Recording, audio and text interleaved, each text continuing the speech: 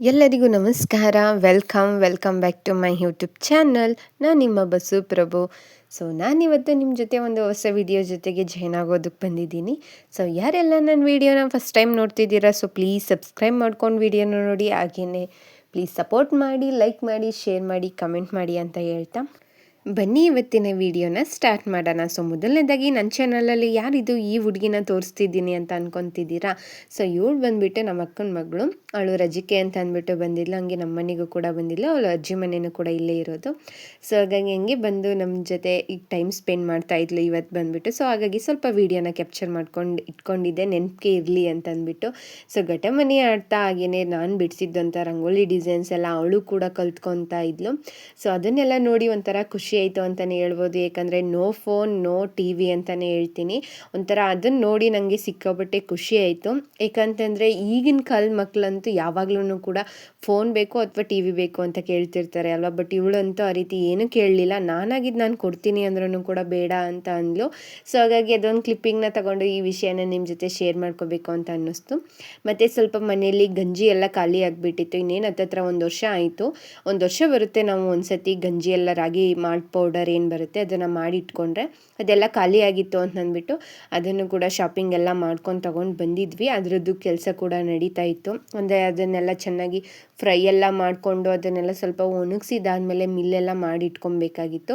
Last year ಮಾಡಿ ಇಟ್ಕೊಂಡಿರೋದು ಇಲ್ಲಿ ತನಕ ಬಂತು, ಚೆನ್ನಾಗಿತ್ತು. ಏನೂ ಪ್ರಾಬ್ಲಮ್ ಆಗ್ದೇ, ಏನೂ ಹುಳ ಆಗ್ದೇ ನೀಟಾಗಿ ಮೇಂಟೈನ್ ಮಾಡ್ಕೊಂಡು ಬಂದಿದ್ವಿ.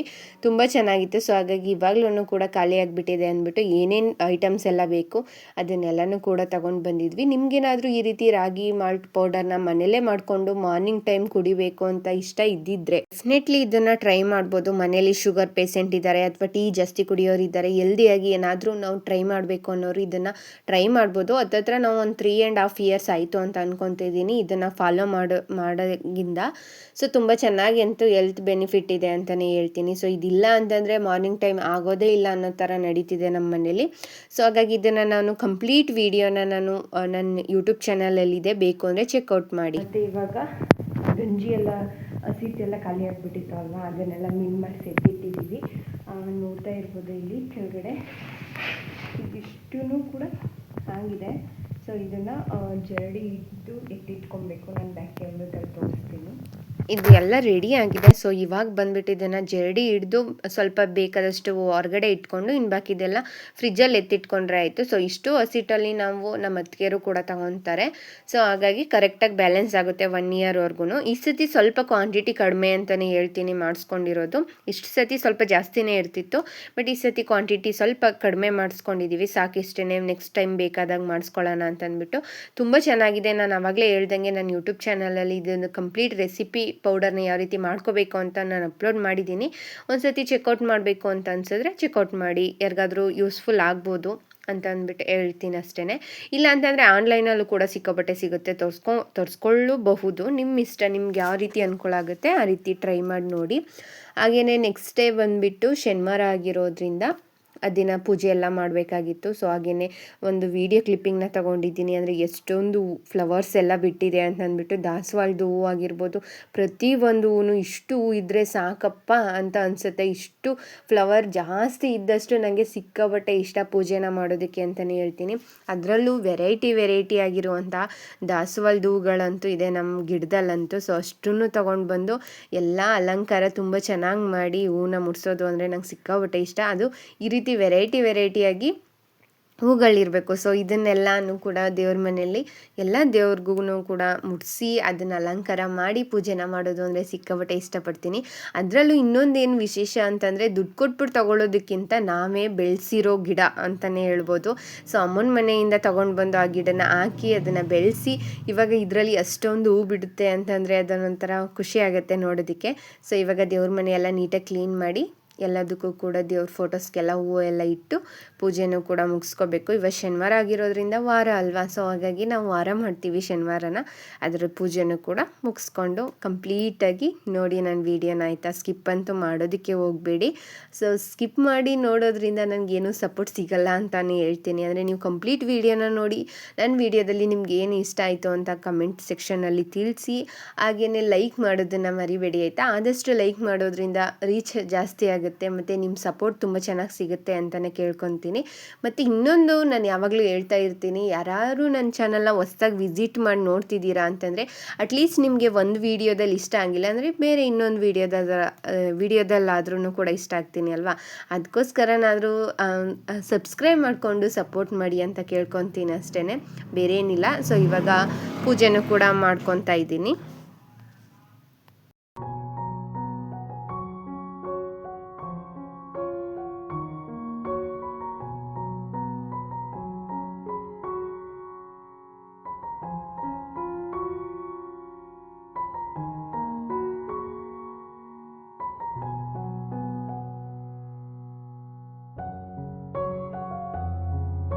ಹಾಗೆಯೇ ತಮ್ನೇಲ್ ಬಗ್ಗೆ ಮಾತಾಡಬೇಕು ಅಂತ ಅನಿಸಿದ್ರೆ ನಿಮ್ಗೆ ಅನಿಸ್ಬೋದು ಏನು ಈ ರೀತಿ ತಮ್ನೇಲ್ ಹಾಕಿದ್ದಾರೆ ಅಂತ. ಸೊ ಏನಕ್ಕೆ ಆ ರೀತಿ ತಮ್ನೇಲ್ ಹಾಕ್ತೆ, ಅದ್ರ ಬಗ್ಗೆ ಏನು ಮಾತಾಡಬೇಕು ಅಂತ ಅನ್ನಿಸ್ತು ಅಂತಂದರೆ, ಜಸ್ಟ್ ಏನಿಲ್ಲ, ಕೆಲವೊಂದು ಏನಾದರೂ ಒಂದು ವಿಡಿಯೋ ಸ್ಕ್ರೋಲ್ ಮಾಡಬೇಕಾದ್ರೆ, ಇಲ್ಲ ಏನಾದರೂ ಒಂದು ಸಿಚುವೇಶನ್ನ ನೋಡುವಾಗ, ಇಲ್ಲ ಏನಾದರೂ ಒಂದು ಪ್ರಾಬ್ಲಮ್ ನಮ್ಮ ಲೈಫಲ್ಲಿ ನಡೆದಾಗ ಅನ್ನಿಸ್ತು ಈ ಲೈನ್ಸು. ಅಂದರೆ ನನಗೆ ಅನ್ನಿಸ್ತು ಅನ್ನೋದಕ್ಕಿಂತ ಎಲ್ಲೋ ನೋಡಿದ್ದು ಕೇಳಿದ್ದು ನಿಜ ಅಲ್ವಾ ಅಂತಲೂ ಕೂಡ ಅನ್ನಿಸ್ತು. ಸೊ ಹಾಗಾಗಿ ಹಂಗೆ ಶೇರ್ ಮಾಡ್ಕೋಬೇಕು ಅಂತಲೂ ಕೂಡ ಅನ್ನಿಸ್ತು. ಜೀವನದಲ್ಲಿ ಬರೋ ಸಮಸ್ಯೆಗಳನ್ನ ನಾವು ಯಾವಾಗಲೂ ಅನ್ಕೋತಿರ್ತೀವಿ, ಇದು ನಮಗೆ ಲೈಫ್ ಲಾಂಗ್ ಇರುತ್ತೆ ಅಂತಲೇ ಅಂದ್ಕೊಂಡು ತುಂಬ ಕಷ್ಟಪಡ್ತಿರ್ತೀವಿ ಅಲ್ವಾ. ಬಟ್ ಅದೆಲ್ಲ ಬರೀ ಒಂದು ಕ್ಷಣಿಕ ಅಂತ ಅನಿಸುತ್ತೆ, ಅದೆಲ್ಲ ಆದಾದಮೇಲೆ ಅಂತಲೇ ಹೇಳ್ತೀನಿ. ಏನೇ ಪ್ರಾಬ್ಲಮ್ ಆಗಿರ್ಬೋದು ಅಥವಾ ಏನೇ ಆಗಿರಬಹುದು ಕೂಡ, ಅದೆಲ್ಲನೂ ಕೂಡ ಅಟ್ ಎ ಟೈಮ್ ಅಷ್ಟೇ, ಒಂದು ಟೈಮ್ವರೆಗೆ ನೋವಿರುತ್ತೆ, ಬೇಜಾರಿರುತ್ತೆ ಅಲ್ವಾ. ಅದಾದಮೇಲೆ ಅದು ಇಷ್ಟೇನಾ, ಇಷ್ಟಕ್ಕಷ್ಟೇನಾ ಅಂತ ಅನಿಸುತ್ತೆ. ಕೆಲವೊಂದು ಗಾದೆ ಮಾತು ಇದೆ ಅಂತಂದರೆ, ಇವಾಗ ಏನಾದರೂ ನಾವೊಂದು ಒಂದು ಹೊಸ ಸ್ಕಿಲ್ನ ಕಲಿಬೇಕು ಅಂತಂದರೆ ಕಲಿಯೋವರೆಗೂ ಸಿಕ್ಕಾಪಟ್ಟೆ ಕಷ್ಟ ಅಂತ ಅನಿಸ್ತಿರುತ್ತೆ. ಕಲಿತಾದ್ಮೇಲೆ ಇಷ್ಟೇನಾ ಅನ್ನೋ ಥರ ಫೀಲ್ ಆಗ್ತಿರುತ್ತೆ. ಸೊ ಅದೇ ರೀತಿಯೂ ಕೂಡ ಅಷ್ಟೇ, ನಮ್ಮ ಲೈಫಲ್ಲಿ ಬರೋ ಏನೇ ಪ್ರಾಬ್ಲಮ್ನೂ ಕೂಡ ಲೈಫ್ ಲಾಂಗ್ ಇರುತ್ತೆ ಇದು ಅಂತ ಅಂದ್ಬಿಟ್ಟು ತುಂಬ ಕಷ್ಟಪಡ್ತಾ ಬೇಜಾರು ಮಾಡ್ಕೊತ ಕೂತ್ಕೊಳ್ಳೋದಕ್ಕಿಂತ ಅಟ್ಲೀಸ್ಟ್ ಅದನ್ನು ಯಾವ ರೀತಿ ನಾವು ಫೇಸ್ ಮಾಡ್ಬೋದು, ಅಥವಾ ಇದು ಕಂಪ್ಲೀಟಾಗಿ ಮುಗ್ದೋಗ್ಬಿಟ್ಟಿರುತ್ತೆ, ಇದೇನು ಲೈಫ್ ಲಾಂಗ್ ಇರಲ್ಲ ಅಂತ ಅಂದ್ಬಿಟ್ಟು ಆರಾಮಾಗಿ ಪಾಸಿಟಿವ್ ಆಗಿ ಥಿಂಕ್ ಮಾಡ್ತಾ ಪಾಸಿಟಿವ್ ಆಗಿ ಇರಬೇಕು ಅಂತ ಅನ್ನಿಸ್ತು ಇದನ್ನು ನಿಮ್ಮ ಜೊತೆ ಶೇರ್ ಮಾಡ್ಕೋಬೇಕು ಅಂತ. ಸೊ ಆದಷ್ಟು ಪಾಸಿಟಿವ್ ಆಗಿ ಥಿಂಕ್ ಮಾಡಿ. ಈ ರೀತಿ ಥಿಂಕ್ ಮಾಡೋದ್ರಿಂದನೇ ನಮ್ಮ ಲೈಫು ತುಂಬ ಚೇಂಜಸ್ ಆಗುತ್ತೆ. ನಾವು ಎಷ್ಟೋ ಬೇಜಾರು ಮಾಡಿಕೊಂಡು ಅಥವಾ ಏನೇನೋ ಅನ್ನೋದಕ್ಕಿಂತ, ಯಾರ್ಯಾರನ್ನೋ ಬ್ಲೇಮ್ ಮಾಡ್ತಾ ಕೂರೋದಕ್ಕಿಂತ ಜಸ್ಟ್ ಸ್ವಲ್ಪ ಥಿಂಕ್ ಮಾಡಿ ನಾವೇನೇ ಕೆಲವೊಂದು ವಿಷಯಗಳಲ್ಲಿ ಡಿಸಿಷನ್ನ ಚೆನ್ನಾಗಿ ತಗೊಳ್ಳೋದ್ರಿಂದ ತುಂಬ ಬೆಟರಾಗಿ ಲೈಫ್ನ ಲೀಡ್ ಮಾಡ್ಬೋದು ಅಂತಲೇ ಹೇಳ್ತೀನಿ.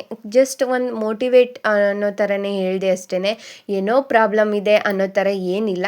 ಏನೇ ಸಮಸ್ಯೆ ಇದ್ದರೂ ಯಾರಿಗಾದ್ರೂ ಕೂಡ ಅಷ್ಟೇ ನಾನು ಹೇಳ್ತಾ ಇರೋದು, ಕೆಲವೊಂದು ಸ್ವಲ್ಪ ಟೈಮ್ ಅವ್ರಿಗೆ ಅಷ್ಟೇ ಇರುತ್ತೆ, ತುಂಬ ಬದಲಾವಣೆಗಳು ಕೂಡ ಆಗುತ್ತೆ. ಆದಷ್ಟು ಎಲ್ಲರೂ ಕೂಡ ಖುಷಿಯಾಗಿರಿ ಅಂತ ಕೇಳ್ಕೊತೀನಿ. ಜಸ್ಟ್ ಏನಪ್ಪ ಅಂತಂದರೆ ಅಷ್ಟೇ ಅಂತ ಅನಿಸುತ್ತೆ. ನನಗೆ ಏನು ಹೇಳಬೇಕು ಅಂತ ಇದ್ದೀನಿ ಅಂತಂದರೆ, ಜಸ್ಟ್ ಪಾಸಿಟಿವ್ ಆಗಿದ್ದಷ್ಟು ಕೂಡ ನಾವು ಆರಾಮಾಗಿ ಪ್ರಾಬ್ಲಮ್ಸ್ನ ಫೇಸ್ ಮಾಡ್ಬೋದು ಅಂತಲೇ ಹೇಳ್ತೀನಿ. ಸೊ ಹಾಗಾಗಿ ಈ ರೀತಿ ತಮ್ಮನ್ನೆಲ್ಲ ನಾನು ನಿಮ್ಮ ಜೊತೆ ಶೇರ್ ಮಾಡಿಕೊಂಡೆ. ಆ ವಿಡಿಯೋಗೆ ಬಂದುಬಿಡೋಣ. ಪೂಜೆ ಎಲ್ಲ ಅದಾದಮೇಲೆ ಗಂಜಿನೂ ಕೂಡ ಮಾಡಿಕೊಂಡು ಗಂಜಿನೂ ಕೂಡ ಕುಡ್ದಿದ್ದಾದಮೇಲೆ ನಾನು ಕೂಡ ಫ್ರೆಶ್ ಅಪ್ ಆಗ್ತಾ ಇದ್ದೀನಿ. ಸ್ವಲ್ಪ ನಂದು ಇವಾಗ ಏರ್ ಫಾಲ್ ಆಗ್ತಾ ಇದೆ. ಹಾಗೆಯೇ ಸ್ವಲ್ಪ ಜಡೆ ಎಂಡು ಜಡೆ ಎಂದಿರೋ ಥರ ಆಗಿಬಿಟ್ಟಿದೆ. ಸ್ವಲ್ಪ ಸಿಕ್ಕಾಬಿಟ್ಟೆ ಡ್ರೈ ಏರ್ ಆಗಿದೆ. ಮತ್ತು ಇನ್ನೊಂದೇನು ಅಂದರೆ ಬೇಬಿ ಏರ್ ಎಲ್ಲ ಜಾಸ್ತಿ ಗ್ರೋತ್ ಆಗಿಬಿಟ್ಟಿದೆ. ಸ್ವಲ್ಪ ಏರ್ ಕೇರ್ ರೊಟೀನ್ನ ನಾನು ಕಡಿಮೆ ಮಾಡಿಬಿಟ್ಟಿದ್ದೀನಿ, ಜಾಸ್ತಿ ಏನೂ ಮಾಡ್ಕೊತಾನೇ ಇಲ್ಲ. ಸೊ ಒಂಥರ ಫೀಲ್ ಆಗ್ತಾಯಿತ್ತು, ಅಯ್ಯೋ ನನ್ನ ಜಡೆ ಯಾಕೆ ಈ ರೀತಿ ಆಗಿಬಿಟ್ಟಿದೆ ಅಂತ ಅಂದ್ಬಿಟ್ಟು. ಹಂಗೇ ಡ್ರೆಸ್ಸಿಂಗ್ ಟೇಬಲ್ಲೆಲ್ಲ ಸ್ವಲ್ಪ ಕ್ಲೀನ್ ಎಲ್ಲ ಮಾಡಿಕೊಂಡೆ. ಇನ್ನು ಸಣ್ಣ ಪುಟ್ಟ ಮನೆ ಕೆಲಸ ಏನಿದೆ ನೋಡಿ ಅದನ್ನು ಕೂಡ ಮಾಡಿಕೊಂಡು ತಿಂಡಿನೂ ಕೂಡ ಮುಗಿಸ್ಕೊಂಡು ಸ್ವಲ್ಪ ಟೈಮ್ ರೆಸ್ಟ್ ಕೂಡ ಮಾಡ್ಕೊಂಡಿದ್ದಾದಮೇಲೆ ಬಟ್ಟೆ ಎಲ್ಲ ವಾಷಿಂಗ್ ಮಿಷಿನ್ಗೆ ಹಾಕ್ಬಿಡೋಣ ಅಂತಂದ್ಬಿಟ್ಟು ಬಟ್ಟೆನೂ ಕೂಡ ವಾಷಿಂಗ್ ಮಿಷಿನ್ಗೆ ಹಾಕ್ತಿದ್ದೀನಿ. ನನಗೆ ಬ್ರೌನ್ ಕಲರ್ ಕುಂಕುಮ ಬರುತ್ತಲ್ಲ, ಅದು ಸಿಕ್ಕಾಪಟ್ಟೆ ಇಷ್ಟ. ಅದು ಖಾಲಿ ಆಗಿಬಿಟ್ಟಿತ್ತು, ಅದನ್ನು ರೀಫಿಲ್ನು ಕೂಡ ಮಾಡಿಕೊಂಡೆ. ಅದರದ್ದು ಕ್ಲಿಪ್ಪಿಂಗ್ದು ಏನು ಮಾಡ್ತಿದ್ದೀನಿ ಅಂತ ಹೇಳೋದನ್ನು ಮರೆತೆ ಹಾಗೆ ಶೇರ್ ಮಾಡಿಕೊಂಡೆ ಅಷ್ಟೇ. ಮತ್ತು ಮನೆ ಕೆಲಸನೂ ಕೂಡ ಅಷ್ಟೇ ಆರಾಮಾಗಿ ಪೀಸ್ಫುಲ್ಲಾಗಿ ಮಾಡ್ಕೊತೀನಿ. ನನಗೇನು ಕಷ್ಟ ಅನ್ನೋ ಥರ ಏನು ಅನಿಸ್ತಾ ಇಲ್ಲ ಇವಾಗ್ಲೂ ಕೂಡ.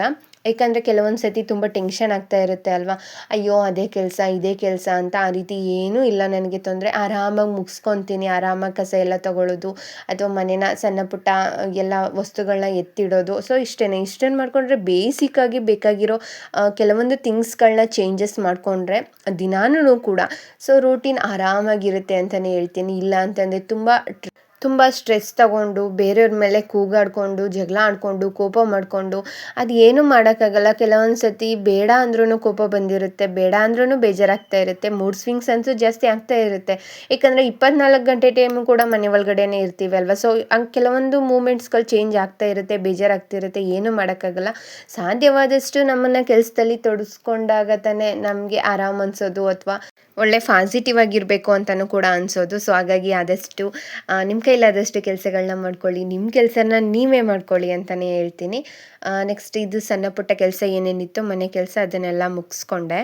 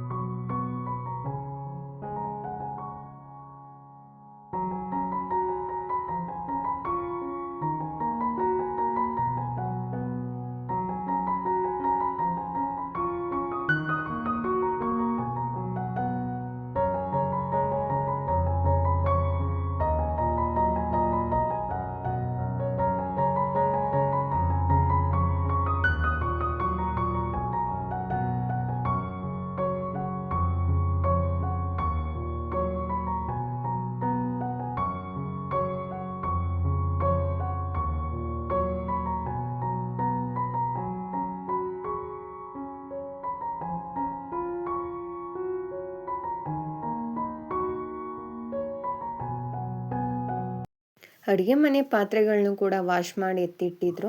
ಅದನ್ನೆಲ್ಲ ತೊಗೊಂಡು ಬಂದು ಅದಾದ್ರ ಜಾಗಕ್ಕೆಲ್ಲ ಎತ್ತಿಟ್ಟಿದ್ದಾದಮೇಲೆ ಸಾಂಬಾರು ಕೂಡ ಇತ್ತು, ನೆನ್ನೆ ಮಾಡಿದ್ದೆ. ಸ್ವಲ್ಪ ಗೆಸ್ಟ್ ಎಲ್ಲ ಬಂದಿದ್ದರು, ಹಾಗಾಗಿ ಅದೇ ಸಾಂಬಾರು ಮಿಕ್ಕಿತ್ತು. ಅದಕ್ಕೆ ರೈಸ್ ಮಾಡಿಕೊಂಡ್ರೆ ಮಧ್ಯಾಹ್ನ ಆಗುತ್ತೆ, ಮಜ್ಜಿಗೆ ಎಲ್ಲ ಮಾಡಿಕೊಂಡ್ರೆ ಅಂತಂದ್ಬಿಟ್ಟು ಕೆಲಸ ಏನು ಮಧ್ಯಾಹ್ನದ ಅಡುಗೆ ಕೆಲಸ ಏನೂ ಇರಲಿಲ್ಲ. ಸೊ ಹಾಗಾಗಿ ಸ್ವಲ್ಪ ಕಿಚನ್ ಎಲ್ಲ ಕ್ಲೀನ್ ಮಾಡಿದ್ದಾದಮೇಲೆ ಪಾತ್ರೆಗಳನ್ನೆಲ್ಲ ಅದ್ರ ಜಾಗಕ್ಕೆ ಜೋಡಿಸಿಟ್ಬಿಟ್ಟು ಇವಾಗ ಫ್ರಿಜ್ಜಲ್ಲಿ ಹೂವು ಎಲ್ಲ ಇತ್ತು. ಅಂದರೆ ನಿನ್ನೆ ಗೆಸ್ಟ್ ಎಲ್ಲ ಬಂದಿದ್ರು ಅಂತ ಹೇಳಿದೆ ಅಲ್ವಾ, ಅವರೆಲ್ಲ ತೊಗೊಂಡು ಬಂದಿದ್ರಲ್ಲ ಅದೆಲ್ಲ ಹೂ ಇತ್ತು. ಸುಮ್ಮನೆ ಯಾಕೆ ವೇಸ್ಟ್ ಮಾಡೋದು ಅಂತಂದ್ಬಿಟ್ಟು ಅದನ್ನು ಮುಡ್ಕೊಳ್ಳೋಣ, ಹೆಂಗಿದ್ರು ಫ್ರೆಶ್ ಅಪ್ ಆಗಿದ್ದೀನಿ ಅಂತಂದ್ಬಿಟ್ಟು ನಾನು ಕೂಡ ಹೂವನ್ನು ಮುಡ್ಕೊತಿದ್ದೀನಿ. ಕೆಲವೊಂದು ಸತಿ ಮನೆಯಲ್ಲೇ ಇರಬೇಕಾದ್ರೆ ಅಯ್ಯೋ ಬಿಡು ಹೊರ್ಗಡೆಗೆ ಹೋಗ್ಬೇಕಾದ್ರೆ ಮುಡ್ಕೊಂಡ್ರು ಹೋದ್ರಾಯ್ತು ಅಂತಲೂ ಕೂಡ ಅನಿಸ್ತಾ ಇರುತ್ತೆ. ಬಟ್ ಇಲ್ಲ, ಮನೆಯಲ್ಲೇ ಇರಬೇಕಾದ್ರೂ ಕೂಡ ಎಂಜಾಯ್ ಮಾಡಬೇಕು. ಬಟ್ಟೆ ಎಲ್ಲ ಮುಗೀತು ವಾಶ್ಗೆ ಹಾಕಿ. ಸೊ ಅದನ್ನೆಲ್ಲ ಒಣಗಾಕ್ಬಿಟ್ಟು ವಾಷಿಂಗ್ ಮಿಷಿನ್ನು ಕೂಡ ಹಂಗೇ ಸ್ವಲ್ಪ ಹೊತ್ತು ಡೋರೆಲ್ಲ ಓಪನ್ ಮಾಡಿಟ್ಬಿಟ್ಟು ಅದನ್ನೆಲ್ಲ ಕ್ಲೀನ್ ಕೂಡ ಮಾಡಿಟ್ಬಿಟ್ಟು ಬಂದೆ. ಸೊ ಇವಾಗ ಏನಪ್ಪ ಅಂದರೆ ಟೈಮ್ ಬಂದು 11:30 ಆಗಿದೆ.